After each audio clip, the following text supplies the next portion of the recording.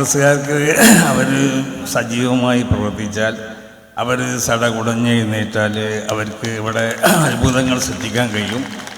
പ്രത്യേകിച്ച്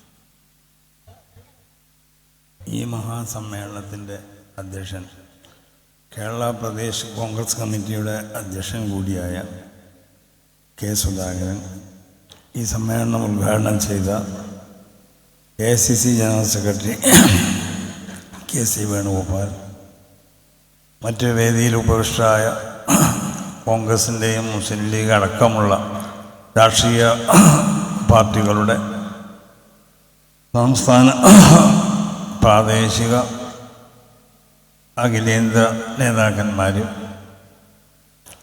മറ്റ് മത സാംസ്കാരിക നേതാക്കന്മാർ, മറ്റ് സ്റ്റേജിൽ ഉപവിഷ്ടരായ ഉന്നത വ്യക്തിത്വങ്ങൾ, ഇവിടെ ഒരുമിച്ച് കൂടിയ ബഹുമാനമുള്ള ജനങ്ങൾ, ബഹുമാനമുള്ളവരെ,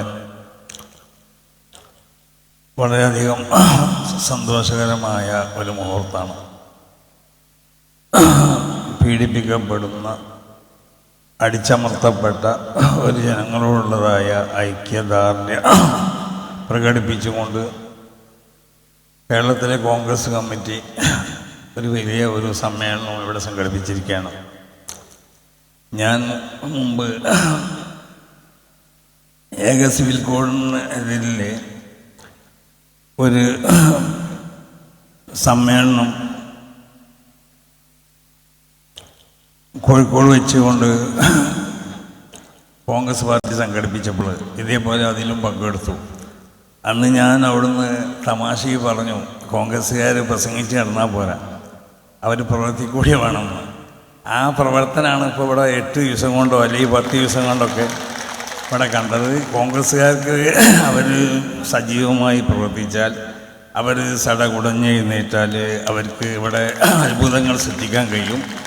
പ്രത്യേകിച്ച് ഈ ഇതിൻ്റെ സംഘാടകർക്ക് എല്ലാവർക്കും, പ്രത്യേകിച്ച് ഈ കോഴിക്കോടിൻ്റെ MP രാഘവൻ അവർകൾ ഒരുപാട് ദിവസങ്ങളോളം ഓടിയാടുന്നത് എനിക്കറിയാം. എൻ്റെ വീട് തന്നെ 2 പ്രാവശ്യമാണ് വന്നത്. ഞാനതാണ് ഇവിടെ പങ്കെടുക്കാനുള്ള കാരണം. ഒരവസരത്തിൽ ഞാൻ സുബഹിസ്കരിച്ച് വീട്ടിൽ നിൽക്കുകയാണ്, അപ്പോഴാണ് വന്നത്. അപ്പം എന്നോട് പറഞ്ഞത് നിർബന്ധമായിട്ട് പങ്കെടുക്കണം. അപ്പം ഞാനന്ന് ഒരു പള്ളി ഉദ്ഘാടനം, വേറെ പല പരിപാടികളൊക്കെ ഉണ്ട്, അതൊക്കെ ഒഴിവാക്കിക്കൊണ്ടാണ് ഇങ്ങോട്ട് വന്നിട്ടുള്ളത്. അതെന്താണെന്ന് ചോദിച്ചാൽ, ഇത് ഒരു മുസ്ലിം ഭക്ഷണം എന്നുള്ള നിലക്കല്ല. ഇവിടെ പലരും സൂചിപ്പിച്ചതുപോലെ ഇത് അറബികളുടെ ഭക്ഷണമോ അല്ലെങ്കിൽ മുസ്ലിങ്ങളുടെ ഭക്ഷണമൊന്നുമല്ല.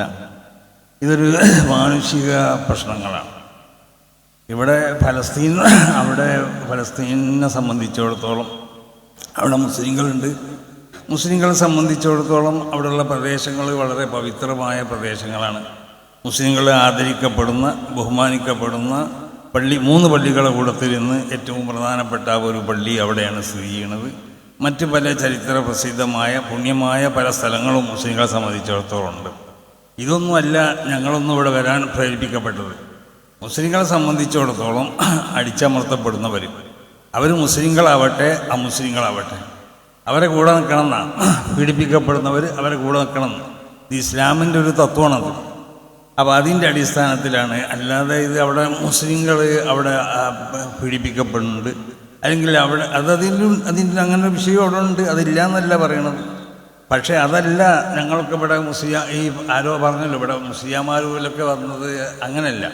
അവർ വന്നത് എന്തിനാണെന്ന് ചോദിച്ചാൽ, ഞങ്ങൾ സമസ്ത കേരള ജമിയത്തുൽ ഉലമ മാത്രമല്ല, കേരളത്തിൽ പ്രവർത്തിക്കുന്ന സർവ്വ മുസ്ലിം മതസംഘടനകൾ, ഈ സംഘടനകളെ സംബന്ധിച്ചിടത്തോളം അടിച്ചമർത്തപ്പെട്ടവരോടുകൂടെ, പീഡിപ്പിക്കപ്പെടുന്നവരോടുകൂടെ, അവകാശം ധ്വംസിക്കപ്പെട്ടവരോടുകൂടെ ഒക്കെ നിൽക്കുക എന്നുള്ളത് ഇസ്ലാമിൻ്റെ ഒരു തത്വമാണ്. ആ അതിനെ സാധിപ്പിച്ചെടുക്കാൻ വേണ്ടിയാണ് ഞങ്ങളിവിടെ വന്നത്. ഈ തത്വത്തിൻ്റെ അടിസ്ഥാനത്തിൽ ഇവിടെ പല രാഷ്ട്രീയ കക്ഷികളും ഇവിടെ സംഘടിപ്പിച്ച പല റാലിയിലും ഇവിടുത്തെ മതസംഘടനകൾ നേതാക്കന്മാരൊക്കെ പങ്കെടുത്തിട്ടുണ്ട്. എന്നതുപോലെ ഇവിടെ ഈ ഫലസ്തീൻ ഇത് കുറേ മുമ്പ് തന്നെ കോൺഗ്രസ് സംഘടിപ്പിക്കേണ്ടതായിരുന്നു എന്നാണ് എനിക്ക് പറയാനുള്ളത്.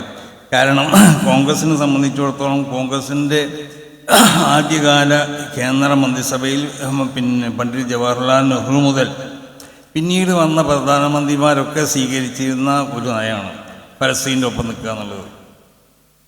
ബഹുമാനപ്പെട്ട മഹാത്മാജി അവർ നയം അതായത് അപ്പോൾ ആ നിലക്ക് കോൺഗ്രസ് ഈ നിലപാടും ഈ തത്വമൊക്കെ ഏറ്റെടുത്തു കൊണ്ടിട്ട് അവരിതിന് മുന്നിൽ നിന്നുകൊണ്ട് പ്രവർത്തിക്കേണ്ടതായ ഒരു രാഷ്ട്രീയ പാർട്ടിയാണ് കോൺഗ്രസ്. കോൺഗ്രസ് സംബന്ധിച്ച് നമുക്കറിയാം കേരളത്തിലെ ഇന്ത്യയിലെ മതേതര രാഷ്ട്രീയ കക്ഷികളിൽ നിന്ന് ഏറ്റവും പ്രമുഖമാവുന്ന ഏറ്റവും ജനകീയ അടിത്തറയുള്ളൊരു പാർട്ടിയാണ് കോൺഗ്രസ്. അപ്പോൾ കോൺഗ്രസിനെ സംബന്ധിച്ചിടത്തോളം ഇവിടെ ഒരുപാട് സംഗതികൾ ചെയ്യാൻ കഴിയും. കോൺഗ്രസ് അതുകൊണ്ട് ഉറക്കത്തു നിന്നൊക്കെ ഉണർന്നുകൊണ്ടിട്ട് ഇതുപോലുള്ളതായ പ്രവർത്തനങ്ങളൊക്കെ കാഴ്ചവെച്ചുകൊണ്ട് ജനങ്ങളൊക്കെ ആവേശഭരിതരാക്കി കൊണ്ടിട്ട് അടുത്ത തെരഞ്ഞെടുപ്പിലേക്ക് തയ്യാറാവുകയും വേണം എന്ന് പ്രത്യേകമായി കൊണ്ട് ഉണർത്തിക്കൊണ്ടിട്ട് എൻ്റെ വാക്കുകൾ ഞാൻ ഉപസംഹരിക്കുന്നു. അസ്സലാമു അലൈക്കും.